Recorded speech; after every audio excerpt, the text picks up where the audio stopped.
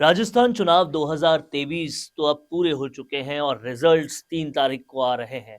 लेकिन वो लोग जिन्होंने ग्राउंड पर रहकर पूरी मेहनत मशक्कत की, उनसे बेटर फीडबैक और उनसे ज़्यादा चुनावों का एनालिसिस कोई भी नहीं कर सकता। और आज राजस्थान के इस चुनाव का पूरा एनालिसिस करने के लिए और कुछ अहम मुद्दों पर बातचीत करने के लिए मेरे साथ मौजूद हैं अविनाश थानवी जी, जो कि अब पीसीसी के सेक्रेटरी भी हैं और लगातार पूरे चुनाव में ग्राउंड पे उन्होंने बहुत ज़बरदस्त काम किया है।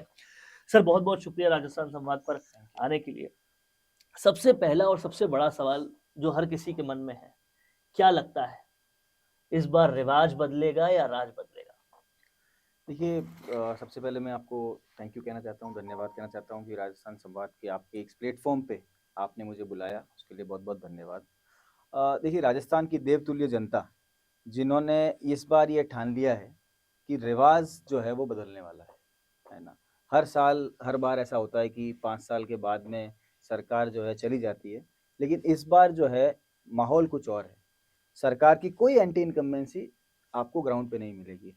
अगर आप खुद भी ग्राउंड पे जाते हैं, लोगों से मिलते हैं, तो आपने देखा होगा कि सब लोग एक ही बात कर रहे हैं कि इस बार कैसे जो योजनाएँ हैं, उनका उनको लाभ मिला है। और बड़ी-बड़ी योजनाएँ जो कि सरकार ने पहले कर दिया काम, और कुछ योजनाएँ जिनका जिसे अपन कहते हैं प्री पोल जो कमिटमेंट किया है सरकार ने, 7 गारंटियाँ दी हैं, वो गारंटियाँ अपने आप में इतना ज़्यादा प्रभावशाली है कि लोग ग्राउंड पे उसकी बात कर रहे हैं, और शहर से लेकर गाँव तक हर तबके में उसकी बात है। तो मुझे लगता है इस बार पक्के से रिवाज बदलने वाला है, और ये मैं कह सकता हूँ कि अ, राजस्थान में कांग्रेस की सरकार बनने जा रही है। सर जब हम बात करते हैं गारंटियों की और तमाम सारी चीज़ों की, जब आप पूरे टाइम ग्राउंड पे भी रहे, जी, तो एक कार्यकर्ता से बेटर फीडबैक ना तो पार्टी को कोई दे सकता है और ना ही पार्टी की आलाकमान को कोई दे सकता है। जी। ऐसे में सब कुछ अच्छा होने के बावजूद वो 5 ऐसी कौन-सी चीज़ें हैं जो आप मानते हैं कांग्रेस में और बेटर हो सकती थी? देखिए ऑब्वियसली कोई ना कोई इम्प्रूवमेंट, सुधार की हर जगह ज़रूरत होती है ना? वो देखिए जब सरकार ने ये अनाउंस किया कि हम लोगों को कैंप्स करेंगे, राहत कैंप्स करेंगे, तो और भी ज़्यादा कार्यकर्ता इससे जुड़ सकते थे इस कैंप में। ये एक फीडबैक है ना? एक ये फीडबैक है लोगों का कि क्यों ना जो इलेक्शंस में जो टिकट दिए थे, वो बदलाव हम कर देते और ज़्यादा जो पहले वापस रिपीट किए। इस तरह के 2-4 अच्छे फीडबैक्स हैं लोगों के। बट मुझे लगता है कि देखिए जो भी पार्टी करती है पूरा एक उसका एक प्रोसेस है ना, उसका एक एक एक तरीका है जिससे कि वो एक अराइव होते हैं डिसीज़न पे। क्योंकि डिसीज़न ऐसा तो नहीं लिया जाता कि बैठ के डिसाइड कर लिया अपन ने। एक डिसीज़न लेने का एक पूरा प्रोसेस है जिसके अंदर वो सर्वे भी करते हैं, वो लोगों से मिलते भी हैं, और फिर जाके का एक पूरा फीडबैक तैयार करके एक डॉक्यूमेंट तैयार होता है। उस डॉक्यूमेंट के भी लेयर्स होते हैं कि लोकल मीटिंग होती है, फिर सीईसी बनती है, फिर जाके फाइनली उस पे टप्पा लगता है कि हाँ, इसको टिकट दिया जाए। तो पार्टी ने अपने लेवल पे एक पूरा विश्लेषण करके विनेबल कैंडिडेट को टिकट दिया है। हम उम्मीद करते हैं कि पार्टी जीतेगी जब ऑब्वियसली। 5 साल का फीडबैक हुँ, लिया जाता है या 5 साल को रिवाइंड करके देखा जाता है, तो कई सारी बेहतर चीज़ें भी दिखती हैं। हुँ। लेकिन ये जो सचिन पायलट वर्सेस अशोक गहलोत का एपिसोड है, सबसे ज़्यादा हाइलाइटेड वही दिखता है। क्या लगता है ग्राउंड पे इसका कुछ असर पड़ा, कुछ नेगेटिव, कुछ पॉजिटिव, कुछ भी असर पड़ा? देखिए अगर आपने नोटिस किया हो, तो पायलट साहब हर बार और हर जगह पे पार्टी के हर कार्यक्रम में वो अवेलेबल थे, राइट? और उन्होंने ये साफ कहा, सबसे पहले शायद उन्होंने ही बोला था ये बात कि इस बार हम रिवाज बदलने जा रहे हैं, है ना? और उसके बाद एक नैरेटिव बना, और दोनों ने मिलके, दोनों ने नहीं, मैं तो बोलूँगा सबने मिलके, सारी पार्टी ने मिलके एक बहुत अच्छा चुनाव लड़ा। और आपने देखा होगा एक एक तो सभा ऐसी थी जहाँ पायलट साहब का हेलीकॉप्टर नहीं उतर पाया था, लेकिन उन्होंने वो सभा फ़ोन पे करी। तो आप कमिटमेंट और डेडिकेशन उनका आप देख सकते हैं, कैसे मिल के चुनाव लड़ा जाए, वो उन्होंने दर्शाया। सर ये अ, कमिटमेंट और डेडिकेशन आखिरी वक़्त में तो बहुत ज़बरदस्त दिखा हुँ, और सचिन पायलट को हम शुरुआत से देखते आए हैं, हुँ, वो कुछ भी हो जाए, कितना भी हो जाए, हमेशा यही कहते थे कि हमें पार्टी को आगे बढ़ाना है और पार्टी के जी, लिए करते थे। जी, हालाँकि वो एक अनशन और वो एक यात्रा जो उन्होंने निकाली थी, वो भी एक बात है जिसको हाइलाइट किया जाता है और हुँ, हुँ, उनकी माँगें भी पूरी तरह से नहीं मानी गई, वो भी बिल्कुल। बात हाइलाइट की जाती है।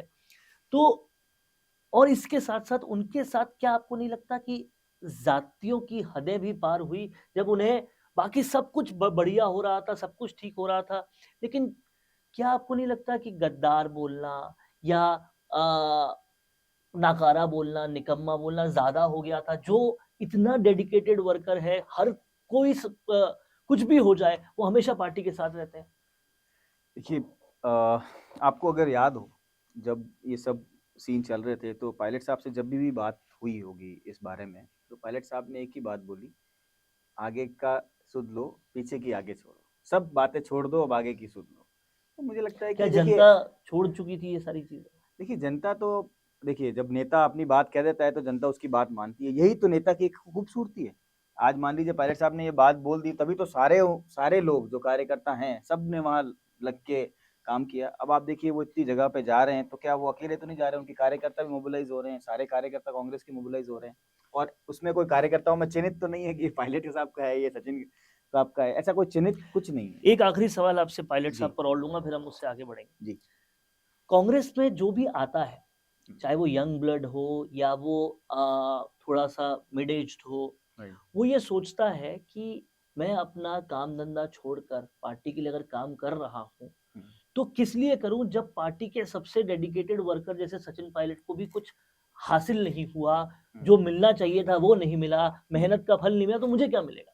देखिए, मैं आपको इसका बहुत ही प्रॉपर आंसर देता हूँ। सचिन पायलट साहब ने कि यही सवाल किसी ने पूछा था, तो उन्होंने एक बात बोली, उनकी ही मैं बात को कोट करता हूँ। उन्होंने कहा कि 26 साल की उम्र में मैं एमपी बन गया, मिनिस्टर बन गया, तो पार्टी ने 26 साल की उम्र में यूथ को ही दिया ना, वो यूथ ही थे, और अगर वो यूथ थे तभी तो उनको ओपीसीसी चीफ बनाया पार्टी ने। और अगर आप देखेंगे इस चुनाव में, अगर आप रेशियो निकालेंगे, जो 40 साल की कम उम्र है, बीजेपी को और कांग्रेस का आप नंबर्स देख लीजिएगा, कांग्रेस का नंबर ज़्यादा है, ठीक है? अब आप देख लीजिए नसीराबाद में 26 साल के लड़के को टिकट दे दिया, और भी ऐसे बहुत सारे उदाहरण हैं जिसमें कि कांग्रेस ने यूथ को टिकट दिया है। देखिए सब जगह पे देना पॉसिबल नहीं होता, क्योंकि वहाँ पर एक विनेबिलिटी आती है, पार्टी कुछ प्रोसेस के थ्रू जाती है और वो डिसाइड करती है। तो मुझे लगता है कि कोई भी यूथ को हताश होने की ज़रूरत नहीं है। कांग्रेस पार्टी यूथ के साथ खड़ी है, यूथ पार्टी को ज़्यादा से ज़्यादा जॉइन करें, और मैं चाहता हूँ कि तो ये सरकार बने। फ़ॉर्मूला क्या कांग्रेस ने दिया है या यहीं से इजाद हुआ है कि जब बात आए कि सचिन पायलट को कुछ क्यों नहीं मिला, तो पुरानी चीज़ याद दिला दो और जब यह बात आए कि गद्दार क्यों बोला गया, तो बोला आगे बढ़ो अब पीछे का मत याद करो। ये दोनों आपको ये अपोज़िट कंट्रोवर्सी नहीं लगते एक-दूसरे के? ऑपोजिट नहीं है, मतलब ये बात उन्होंने खुद ने अपने मुँह से बोली है, मैंने नहीं बोली है। अब वो इतने बड़े लीडर है कि उनको कोई बात को मैं उनके ऊपर टिप्पणी करना मेरे लिए वो नहीं है, लेकिन हाँ, मैं उनकी बात को कोट करके ये बात बोल रहा हूँ। ये है। एक और चीज़ जो कहीं न कहीं इस चुनाव में ग्राउंड पर देखी गई, हुँ, वो ये थी कि 7 गारंटियों की बात बहुत हो रही है। जी, लेकिन किसान तबका एक सवाल पूछता था कि उस गारंटी का क्या हुआ जब 1, 2, 3, 4, 5, 6, 7, 8, 9, 10 करके कहा गया कि पूर्ण कर्ज माफ होगा जी। और फिर पूरे समुंदर में एक बूंद के बराबर हुँ, कोऑपरेटिव टैक्सेस माफ कर दिए गए, कोऑपरेटिव बैंकों के लोन माफ कर दिए गए। वो लोन जो 50,000 तक ऑलरेडी वसुंधरा राजे सरकार माफ कर चुकी थी। नहीं ऐसा नहीं है, शायद ये थोड़ा-सा कन्फ्यूज़न है। मैं बता देता हूँ आपको। हुआ क्या था कि जब जैसे ही बोला, तो जब सरकार की पहली मीटिंग हुई, उसके उसी दिन ये डिसाइड कर लिया कि किसानों के कर्ज माफ़ करने, और वो कर्ज माफ़ के ऑर्डर पास हो गए। उसके बाद जो प्रोसेस होता है वो प्रोसेस पूरा किया गया और कर्ज माफ़ कर दिया गया। उसमें कुछ नेशनलाइज़्ड बैंक थी जिसके लिए स्टेट गवर्नमेंट को एक लेटर देना पड़ता है, सेंट्रल गवर्नमेंट को माफ़ करने के लिए, क्योंकि वो उनके कंट्रोल में आती है। उन्होंने एक लेटर दिया उसको, और वो उस लेटर पे बैठ गए, उस फाइल पे बैठ गए और उसको अप्रूव नहीं किया। तो कहीं पे कुछ कुछ किसानों को नाराज़गी हो सकती है, बट मेरे हिसाब से सर ओवरऑल एक्चुअल में देखा जाए तो ग्राउंड पर बात ये थी कि सिर्फ फसल पर जो लोन होता है, वो हुँ, कोऑपरेटिव बैंकों से मिलता है। हुँ, हुँ, कोऑपरेटिव बैंक ज़मीन पर लोन नहीं देती और ना ही लोन देती है इक्विपमेंट्स पर, जो राइट, कि लोन का सबसे बड़ा पोर्शन होता है क्योंकि फसल कितने कीमत की आती है, बीज कितने कीमत के आते हैं और ज़मीन की और इक्विपमेंट्स की, ट्रैक्टर की कीमत क्या होती है, वो हम सब जानते हैं। जी, ऐसे में जो बड़ा लोन है, वो नेशनलाइज़्ड बैंकों का ही लोन है। हुँ, अब जहाँ तक रही बात कि लेटर दिया था, लेटर सीधा प्रधानमंत्री मोदी को एक लिखा गया था जिसमें कहा गया था कि आप सपोर्ट करो, हुँ, यानी कि पैसा आप दो। अब हुँ। ऐसा अगर पैसा उन्हीं से लेना होता, नहीं, तो फिर राज्य सरकार का वो कमिटमेंट कहाँ आता? लेटर वो नहीं था। एक्चुअली क्या होता है कि जब यहाँ की बैंक, नेशनलाइज़्ड बैंक कोई लोन देती है, तो उसमें रेशियो होता है कि स्टेट गवर्नमेंट इतना बियर करेगा और सेंट्रल गवर्नमेंट इतना बियर करेगी, राइट? जब तो लोन वो ज माफ करती है लोन उसका माफ़ करते हैं। रेशियो। तो जब लेटर दिया उनको, तो ये बोला कि आप अप्रूवल कर दीजिए बस। पैसा हम देंगे हमारे किसान को, और उन्होंने वो पास नहीं किया। बट फिर भी उसके बाद भी मेरे हिसाब से अशोक गहलोत जी ने कुछ नई स्कीम्स बना के और उनको उस मैटर को सॉर्ट आउट किया। तो आपको क्या लगता है कि ये जो ज़िले बनाने वाला काम था, इसको लेकर दोनों तरीकों की रिएक्शंस देखने को मिल रहे हैं। एक जो तबका है वो ये कह रहा है कि बहुत ही अच्छा कदम था, अब हमें उतना दूर नहीं जाना पड़ेगा, अब ज़िले मुख्यालय पास में आ जाएँगे। एक जो तबका है जो थोड़ा बहुत अपडेटेड है, वो ये कहता है कि डिजिटल ज़माने में पास दूर का खेल है ही क्यों? आप सारी चीज़ों को डिजिटलाइज़ नहीं कर पाए, ये खामी तो सरकार की है। 1000 करोड़ रुपए अगर एक ज़िला बनाने पे लगते हैं, तो 5 लाख करोड़ के कर्ज में जो ऑलरेडी राजस्थान में है, उस कर्ज को आगे बढ़ाने का क्या मतलब? देखिए, 2 चीज़ें होती हैं इसके अंदर। आप जो बात कर रहे हैं डिजिटलाइज़ेशन की क्या हो सकता है कि जैसे ई-मित्र है, ई-मित्र पे आप जाते हैं तो अपना जन आधार कार्ड बनवाते हैं, वो डिजिटलाइज़ेशन हो गया उसका, ठीक है? या फिर आपका कोई आधार कार्ड बनवाना है या कुछ और चीज़ें करवानी है उसका, और जन आधार कार्ड तो राजस्थान का ही है, राइट? उसका डिजिटलाइज़ेशन हो गया। अब आप मान लीजिए कि जैसे मैं एक एग्ज़ाम्पल, अभी कुछ दिन पहले मैं ब्यावर के किसी इंसान से बात कर रहा था, एक व्यक्ति से बात कर रहा था, उसने बताया कि हमारे यहाँ पर एसडीएम बैठने लगे।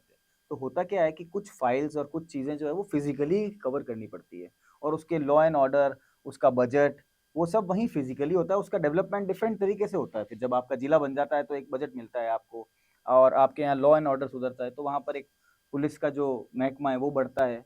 कई सारी चीज़ें हैं, तो मतलब एक एक फाइनेंशियल फिजिबिलिटी देखकर स्टेप बाय स्टेप बनाना ठीक रहता या इतने सारे ज़िले एक साथ घोषित करना ठीक? देखिए, ऑब्वियसली कि सरकार ने जब इसको घोषित किया होगा, तो ये फाइनेंस से अप्रूव होके ही आती चीज़ है। ऐसा तो नहीं है कि उन्होंने डिसाइड कर लिया एक दिन कमरे में बैठ के कि भई 100 जिले बना दो। उन्होंने डिस्कस तो किया होगा। फाइनेंस भी एक ही शख्स के पास है और होम भी एक ही शख्स के पास है नहीं और सब कुछ डिपार्टमेंट ऑफ पर्सनल भी एक ही नहीं, शख्स के पास है। बट ऐसा नहीं है। बट ब्यूरोक्रेसी जो है या जो पॉलिसी मेकर्स हैं, वो डिसीजन लेते हैं इसके ऊपर कि हम इसको करेंगे। तो क्या होता है, आज मान लीजिए कि let's say I am just giving an example कि 100 करोड़ रुपए कहीं पे खर्च हो रहे हैं, तो वहाँ का जो ह्यूमन रिसोर्स है, भई आज टाइम वेस्ट जो हो रहा है, हम इसको कैलकुलेट नहीं करते। बट आज मान लीजिए एक ब्यावर का आदमी, एक किसान जो है, वो 1 दिन निकाल के अजमेर जाएगा, वहाँ अपने काम कराएगा और फिर वापस आएगा। उसका जो हैरेसमेंट है और जो टाइम वेस्ट है, वो ह्यूमन आवर्स हम कैलकुलेट नहीं कर रहे। If you calculate the human hours and all, ये जो ह्यूमन रिसोर्स का जो कॉस्ट है, वो मेरे हिसाब से 100 करोड़ रुपए उसके सामने कुछ भी नहीं है। इसके बाद हम बात करते हैं टिकट वितरण की। जी। ये जो टिकट वितरण की पूरी प्रक्रिया थी, इसमें कहीं न कहीं एक एनालिसिस सामने आता है कि पिछले कुछ चुनाव का अगर एनालिसिस करते हैं, तो जब भी टिकट रिपीट किए गए, जी। तब उसका रिज़ल्ट ज़्यादा अच्छा देखने को नहीं मिला। और इस बार की लिस्ट बहुत मोटे तौर पर कॉपी पेस्ट लग रही थी, लग रहा था कि बहुत सारे रिपीट कर दिए। कहीं-कहीं जगह मसलन चोमू जैसे इलाकों में जहाँ बहुत ज़्यादा टिकट्स माँगे जा रहे थे, वहाँ पर बहुत सारे अच्छे कैंडिडेट्स थे, ऐसे कैंडिडेट्स थे जो यंग भी थे, अनुभवी भी थे, सब कुछ था। इसके अलावा भी और कई जगह थे, लेकिन उनको नहीं टिकट दिया। क्या आपको लगता है कि ये एक बड़ा चुनौतीपूर्ण चीज़ हो सकती है जिसकी वजह से कांग्रेस के नंबर्स कम हो जाएँ या अगर नहीं जीती तो वो एक वजह बन जाए? देखिए, जिस तरह से मैंने पहले बताया आपको कि कांग्रेस ने इतने सारे काम किए हैं इस बार, अशोक गहलोत जी की सरकार ने इतने काम किए हैं इस बार, जो गारंटी दी है, अभी गारंटी तो अभी दी है, लेकिन उसके पहले भी वो गारंटियों का जो क्रियान्वयन है वो तो हो चुका है, राइट? जैसे चिरंजीवी योजना हो गई, या आपका ओपीएस की स्कीम हो गई। इस तरह की स्कीम्स ऐसी है जो कि, और बिजली का बिल माफ होना, गैस सिलेंडर 500 का कर देना, ये तो कर चुके हैं, अभी तो हो चुकी है ये, तो इसको और आगे बढ़ाएंगे, ये वादा किया है, राइट? तो होता क्या है कि जब, और फिर इसके अलावा क्या होता है कि जब टिकट दिया जाता है, तो टिकट ये देख के दिया जाता है कि उसको, वो वहाँ का विनेबल कैंडिडेट है या नहीं है। ऐसा तो नहीं है कि टिकट ऐसे ही दे दिया होगा किसी को कि ये पुराना है तो इनको दे दीजिए टिकट। अब जैसे आप मान लीजिए कि कई जगहों पे टिकट, जैसे आप चोमू बता रहे हैं, ऑब्वियसली ये बात, जो कैंडिडेट अपनी तैयारी करता है उसको टिकट नहीं मिलता है तो वो नाराज तो होता ही है। पर फाइनली क्या होता है, जब टिकट एक को ही मिलेगा, सब तैयारी कर रहे हैं, टिकट का पार्टी एक को ही दे सकती है, सबको नहीं दे सकती। जब आप विनेबिलिटी की बात करते हैं तो भगवान साय सैनी हाँ, तो कहाँ जीत रहे थे? हाँ। कहाँ जीत रहे थे और अर्चना शर्मा कब जीती थी? वो 2 साल से 2 बार से हार रही है।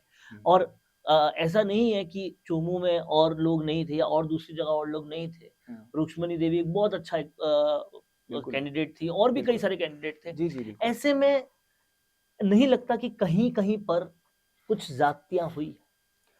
देखिए, मैं इसमें एक ही बात कहूँगा कि जैसे मैं बार-बार कह रहा हूँ ये बात कि जब भी टिकट दिया जाता है, उसका एक प्रोसेस तो है ही।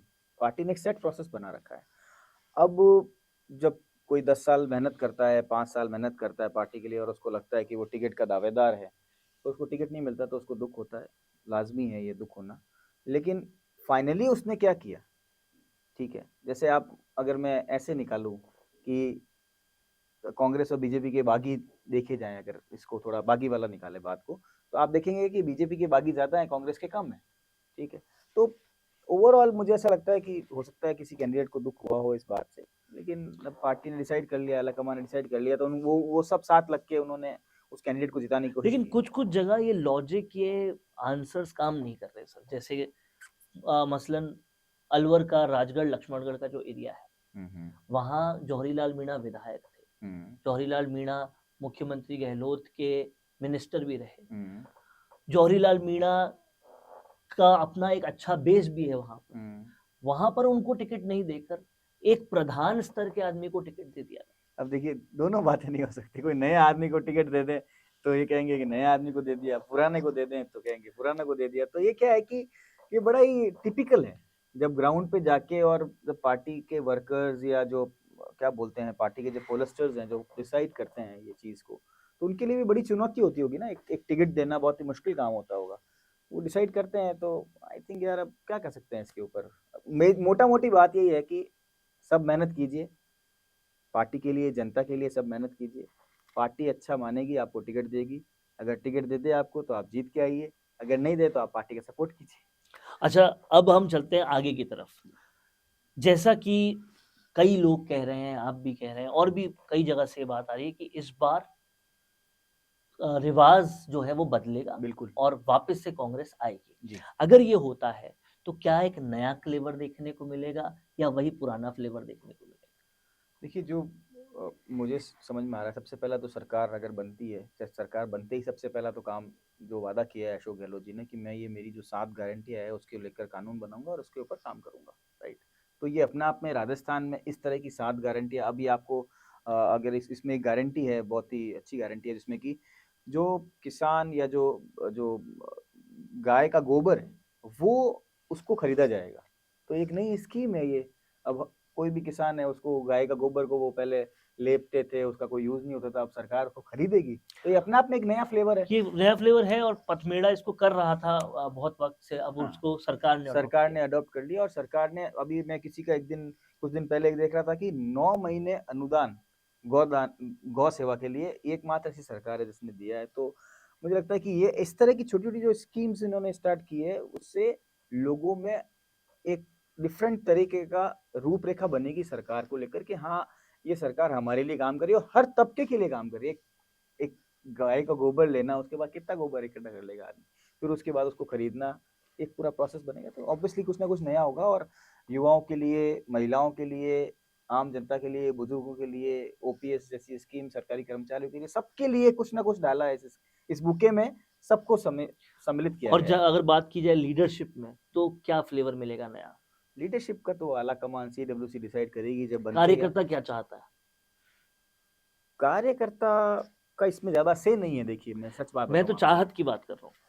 देखिए हम चाहते हैं नए लोग ऑब्वियसली सीएम बने, नए नया सीएम बने, आगे बढ़े, सरकार लेके जाए आगे, ऑब्वियसली। एक आखिरी बात या आखिरी सवाल मैं हुँ। लेना चाहता हूँ जी।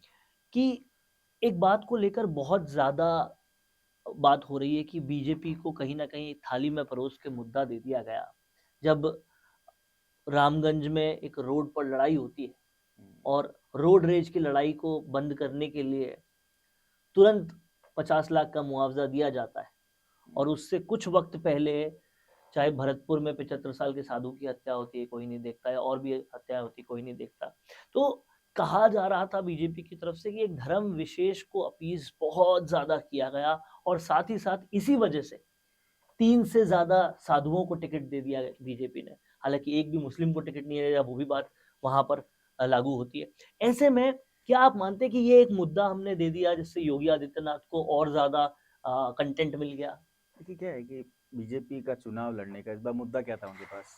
सब जगह पे वो फेल हो गए, मतलब वो अपना कैंपेन ही सही ढंग से नहीं चला पाए। तो कोई ना कोई तरीके से वो पोलराइज करने की उन्होंने पूरी कोशिश की चुनाव को, और कई-कई सीटों पे वो करने में सफल भी हुए होंगे। बट ओवरऑल राजस्थान की बात करूँ तो वो पोलराइज नहीं कर पाए चुनाव को। पिछली बार भी उन्होंने बहुत कोशिश की थी पोलराइज करने की चुनाव को। देखिए, मुआवज़ा देना, उसका डिसीज़न लेना, वो तो सरकार उस वक़्त देखती है कि उस इंसान की जो समय की उसकी वृत्त क्या है, उसके ऊपर मुआवज़ा देता है। मुआवज़ा भी ऐसा नहीं है कि आप मुआवज़ा किसी को भी कुछ भी दे देते हो, राइट? जब वो उदयपुर का एक किस्सा हुआ था तो उनको 50 लाख रुपए, सरकारी नौकरी, बहुत सारी चीज़ें दी थी, राइट? तो ये ऐसा नहीं कह सकते कि जाति विशेष को या धर्म विशेष को दिया। जब इंसिडेंट होता है, उस इंसिडेंट को एक एनालाइज़ किया जाता है, एक पूरी टीम है, उसको एनालाइज़ करती है, और उसके बाद जो भी मुख्यमंत्री डिसाइड करते हैं कि हाँ, इतना तो इनको देना ही चाहिए, क्योंकि इतना नहीं दिया तो ये अपना परिवार या आगे वाले पीढ़ी कैसे इसकी काम करेगी। तो इस सोच के दिया होगा। अब बीजेपी को मुद्दा चाहिए कुछ भी, तो पोलराइज़ करने के लिए, तो उन्होंने पोलराइज़ करने की कोशिश की, जबकि ऐसा कुछ है नहीं। पार्टी तो यही सोचती है कि सबका सबका भला हो। तो कहीं न कहीं जैसा हम हमेशा कहते हैं कि असली बात और असली वजह और असली फीडबैक ग्राउंड के कार्यकर्ताओं के पास होता है, और आज कुछ ऐसा ही फिर से एक बार प्रूव किया अविनाश जी ने, जिन्होंने एक-एक सवाल का पूरा विस्तृत रूप से जवाब दिया। और इस सब के कंक्लूजन में बहुत सारी बातें हो सकती है, लेकिन एक बात मैं कहूँगा कि पीसीसी सेक्रेटरी अब आप बने, पार्टी ने पार्टी का पक्ष रखने के लिए बहुत ही सफल हाथों में दिया है, सफल कंधों को वो थैंक यू। जिम्मेदारियां दी है। Thank you so much sir हमसे जुड़ने के लिए, और ऐसे ही अलग-अलग मुद्दों पर चर्चाएं करने के लिए हमारे साथ अविनाश जी आगे भी जुड़े रहेंगे, और हम इसी तरह से एक-एक मुद्दे को पूरी तरह से क्लैरिफाई आपके लिए करते रहेंगे। जुड़े रहिए राजस्थान संवाद के साथ। कौन देखता है अब टीवी? टीवी पर आपको कितनों ने देखा, ये कैसे पता चलेगा? घर घर इंटरनेट पहुंचने के बाद अब सब कुछ है डिजिटल। आपका वीडियो कितनों ने देखा ये हर पल आपको पता चलेगा, इसलिए डिजिटल मीडिया में बनाइए अपनी पहचान। 4.5 करोड़ से ज्यादा व्यूज और 3,27,000 से ज्यादा सब्सक्राइबर वाले राजस्थान के चैनल राजस्थान संवाद पर करवाइए कवरेज। ज्यादा जानकारी के लिए व्हाट्सएप करें 7339900549 पर।